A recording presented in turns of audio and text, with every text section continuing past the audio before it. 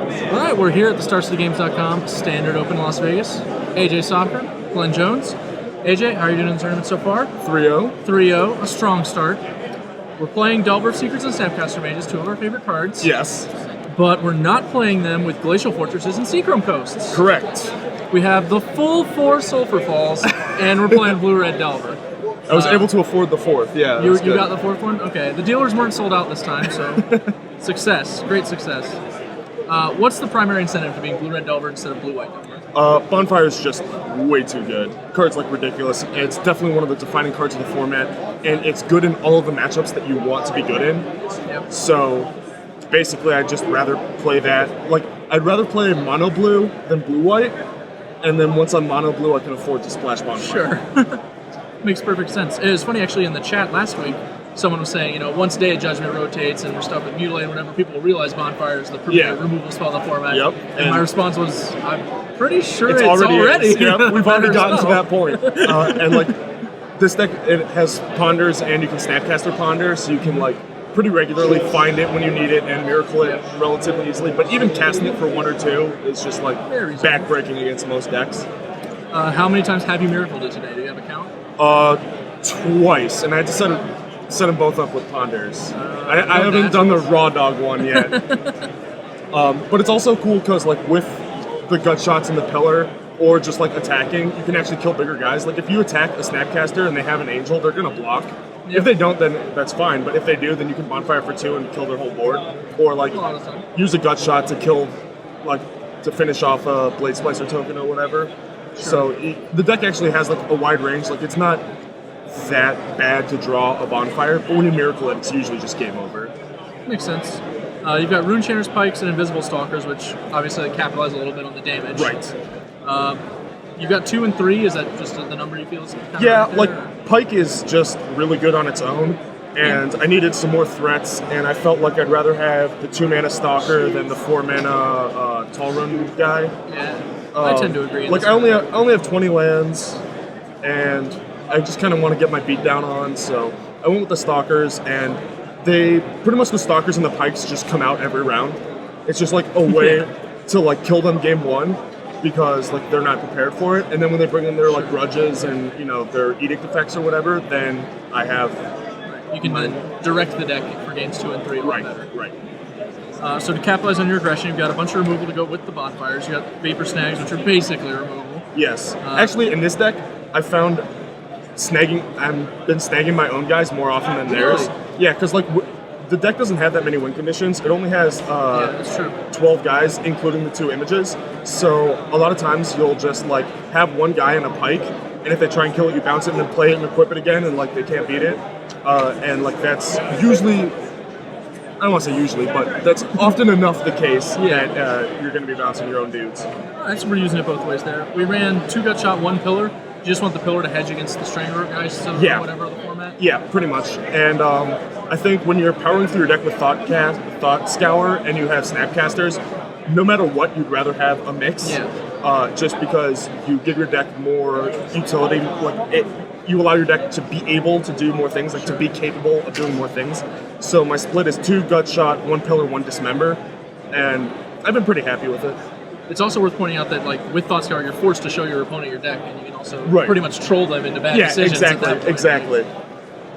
We went down to 2 probes and 3 leaks. I assume we just had to make a few things to get some room in. Yeah, the probes were not that great. I wanted to max out on Scours, and 10 cantrips is so much of your deck that if you're playing probes also, then you have to start cutting lands. Otherwise, you flood out, and I don't want to go less than 20 lands because I do want to get to 5 to Bonfire or to be able to Lighthouse or whatever. So I felt like I didn't want that many cantrips. So the probes are just the worst of the cantrips. Sure. As for leaks, people have caverns. I mean, most of the Delver decks these days are only playing 3 anyway, so I didn't really think too hard about that. Makes sense. I really do like Thought Scours in these decks, especially because this, Ponder's obviously a backbone in Blue-White Delver, but this deck's even more Ponder-centric, I would say. Yes. And Thought Scour can duplicate a Ponder, can set up a Ponder, it can do a lot of neat tricks. Yeah, so. and it allows you to have an instant speed threat in Snapcaster. You never want to just play Snapcaster for no value as an Ambush Viper, but sometimes you need to. But Thought Scour lets you actually get a card off it, which is really nice.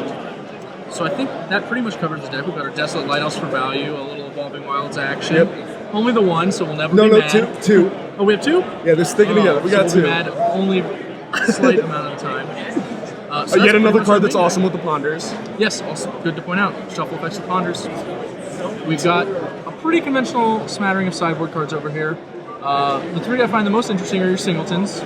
We've got one Ghost Quarter, one Smelt, and one Fettergeist. All right, so the Smelt is like we were just saying, to vary your removal suit. Like having one Smelt, if you draw it, then it's like you have two because you have Snapcaster. And while you're thought scouring and pondering through your deck, it's pretty easy to find. Even if you mill it, then you can Snapcaster it, and it's just like, you know, there's swords, there's birthing pods, there's lots of things to kill. Yeah, and Ghost Quarter is. It plays two roles. First of all, it's the 21st land. So when I board in the more controlling cards, I want another land. And also, it's can stop like Cavern or Wolf Run, which are both really important. Like, if Wolf Run decks have Cavern, then it's like pretty hard to beat them. But if they only resolve one Titan and don't get another Cavern, you can just like Ghost Quarter them and, you know, get their thing. But if they have Wolf Run, like your images are bad too. And I've actually killed a couple Inkmoth Nexuses with it, so the Ghost Quarter's been really good. And the Fettergeist is just like another threat for really removal-heavy decks. And it's a 3/4 body, so it's really good against other Delver decks because it can like withstand pretty much any creature. So it's just like a really good guy, and he's been really good. And I've been bringing him in like almost every round, I think. Okay. Like I tested a lot online, and I found myself bringing him in a lot, so I'm pretty happy that he's there. Nice. And then images for legends. Yeah, you go up to four Go images. up to 4 images. Also, the green deck's just copying their guy and then bonfiring them. It's pretty sweet. And then the rest is pretty standard. Did you consider more than one Ghost Quarter? I know I've personally, especially when I have like the heavy images, being able to get two to get rid of both Wolf Runs. Yeah, I definitely considered it. I had one main deck and one on the board at one point, and I just needed more untapped blue sources, so I made the cut and never really got to the board. It feels like Wolf Run Ramp is a really small part of the metagame right now. Yeah, it is. Like, it's traditionally good matchup. Like the Naya mid-range decks has become actually kind of bad because of Restoration Angel and all these things. So like you're not really they can just like anyone. pot into a conscripts and kill you. So like the Wolf Run decks are it's miserable. They're definitely on the decline. I feel bad for Primeval Titan because like he used to have some matchups, and now it's like when you show up, who are you actually trying to beat? Like green red aggro's fine against you now. The Nayapod decks are fine. It's rough. But so that's pretty much our blue red Delver deck. We got a few combust, dissipates. You guys will see those when we go over the camera. It's pretty awesome. Like Restoration Angel is one of the few cards that I'm actually worried about. Thus the Dismember over the third gut shot and the combust. Makes sense. Besides that, deck's got real good game against everything. Pretty happy with it so far.